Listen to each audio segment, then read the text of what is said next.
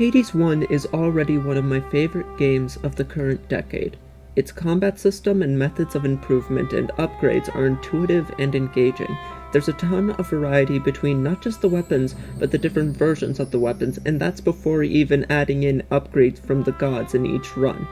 Speaking of the gods, the characters and the main story truly grip you as you fight not just the monsters of hell themselves, including Theseus, that little bastard, but also as you fight the struggles of a family fractured and broken as you slowly heal those cracks with each progression. From a gameplay and story standpoint, the repeating runs that are common in the genre are made even more unique by their specific flavoring, and the constantly evolving gameplay helps keep things consistently fresh and fun as you unpack more and more of the stories of these characters. For all of these reasons, Hades 1 stands as one of my favorite games in recent years, as well as in general. I don't have a top 10 or top 20 games list because my feelings change too much for any of those placements to have any actual weight, but Hades 1 always comes to mind as one contender that's consistently in competition for one of my favorite games ever. And somehow, Hades 2 is shaping up to top it already. Being absolutely obliterated at the start of the game might seem a little excessive, but for me it's like being welcomed home.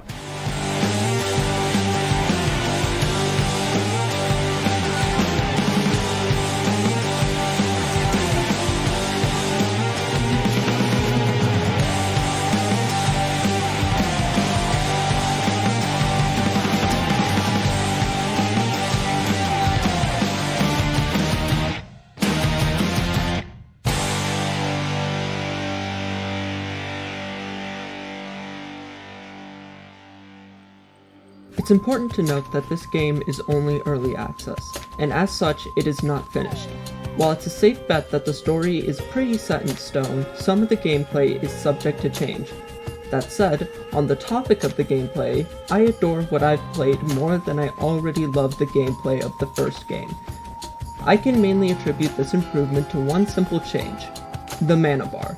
The mana bar is a new addition that allows you to use extra, more powerful attacks with your given weapon.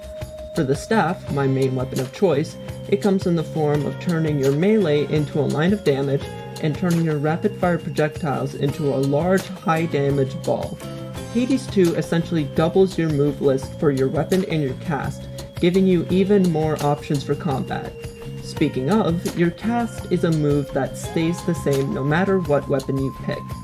In Hades 1, your cast was a single-shot projectile that you retrieved after a period of time or by killing the target it stuck to or struck. In Hades 2, your cast is now a large self-centered radius that binds enemies, and your mana enhancement allows it to damage enemies. In general, I find the cast in Hades 2 a lot more useful and fun, but that mainly boils down to my love for AoE abilities. There are currently 5 weapons in the game, with a 6th weapon on the way and weapon variations on the way. Hades 2 also does something different and changes the permanent upgrade system from the last game. In Hades 1, there was a tablet where you could purchase permanent upgrades with a different currency that you can encounter throughout a run. In Hades 2, there's a card system, where you have a certain amount of cards that you can select to a certain value that you can increase. These cards are then enhanceable to greater power, and you can upgrade your capacity with a different currency. While the first game system is good, the new system is a lot more engaging and fun in my opinion, as it allows for more explicit and intuitive customization for your builds. Another way to change and enhance your build is with godly boons, and if I went over every boon in the game, this short review would become some larger than intended, nightmare to edit and time-consuming video. And I would never do that. Instead, I'd rather talk about the characters themselves. The gods from Hades 1, all except Dionysus, Ares, and Athena, make their return, and they are as great as they were before. I would have preferred if Supergiant didn't cut my 3 favorites from the last game, but by all means, they could be saved for the full game, right? Right? Please. Regardless, the new gods are no slouches either. Apollo and Hephaestus are both really charming, Celine is regal, and Hestia gives off the vibe of a grandma who would slip you a 20 at a family gathering and whisper, "Don't tell your mom." She's great, I love her. Outside of the pack gods, we have a bunch of other characters from Greek mythology. Hecate, the goddess of magic, functions as our mentor. For plot reasons we will get into later, she is tasked to protect and train us. While Hades in the last game constantly berated us and impeded our path, Hecate is supportive and fights us as a means of us proving that we're strong enough for the task ahead. She's a great addition to the cast. Nemesis is both a companion and a rival to us, much like how Thanatos was to us in the first game, except she is a lot more competitive, and us losing to her actually has consequences. She's also a character that I can look respectfully at. Yeah, you would have no idea how respectfully I'm looking right now. Kind of like ascended off from my bed, like I started floating a little bit, and all I could hear was the ah. Arachne is an armor vendor, a new mechanic in Hades 2 that basically functions as overshields, and she is the cutest thing ever. For some reason, the Hades art team has the tendency of taking the most hideous and disgusting monsters from mythology and just making them adorable, and I love it. And last but not least, to round off this cast of amazing characters, there's no Theseus, that little shit! So this cast is stacked. There are a ton of new characters that I've seen, but unfortunately I don't have the time to mention all of them. You wish to see your father's domain, do you? Alright, almost forgot. The main villain of the story, Kronos. In the first game, Hades was our main enemy, as we repeatedly try to basically run away from home. As the story goes on and we reconnect more and more with Persephone, our biological mom, Hades starts to become softer until the family is eventually brought together and made whole.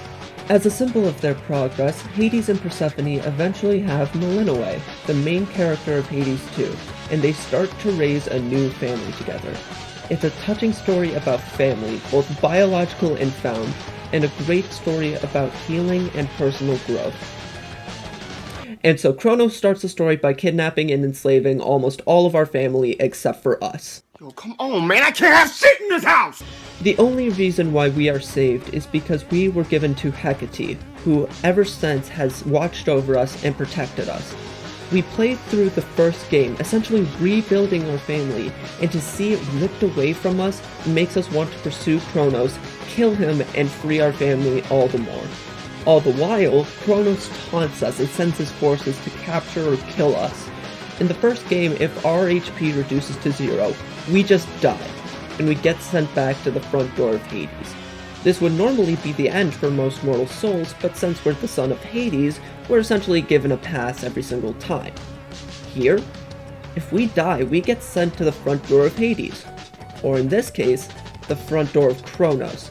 The stakes in Hades 2 are significantly raised from the first game, and death is not an option. It adds so much more tension when instead of losing just bringing about the prospect of getting yelled by our dad, instead losing brings the prospect of horrifying torture. Kronos as a character serves as a constant threat and imposing force, literally being timeless.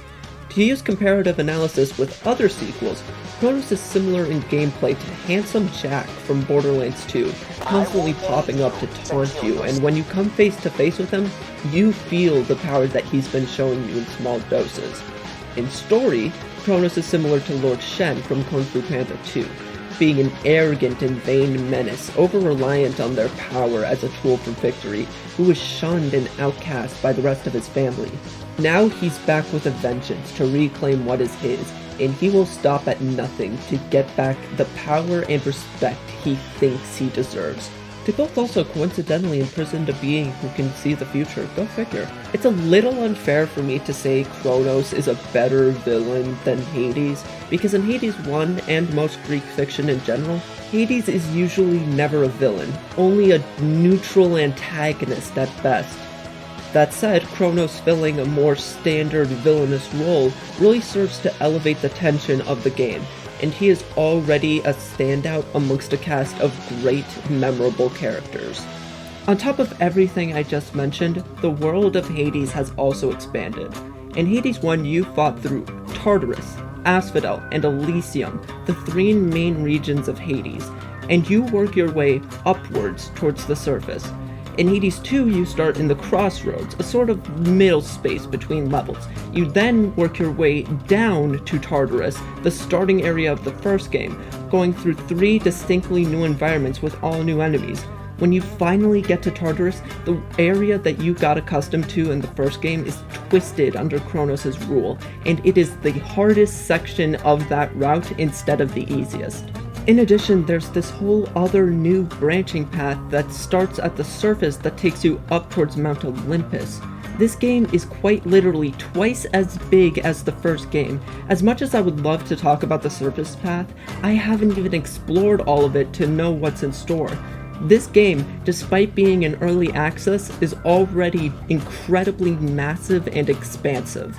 While I love this game already, and I'm chomping at the bit for the full version, there are a few problems with the game outside of the standard early access bugs that are to be expected. For starters, you can only have one resource gathering tool at a time, which, while I can see why they would do this to prevent getting too many resources too quickly, I do think it's a detriment to the overall gameplay. Also, while I understand that not every character can return for this game, it would be nice if the remaining pack gods from the last game, Ares, Dionysus, and Athena, got added into the full game, as they are sorely missed even amongst the new and great pack gods. In addition to these, there's also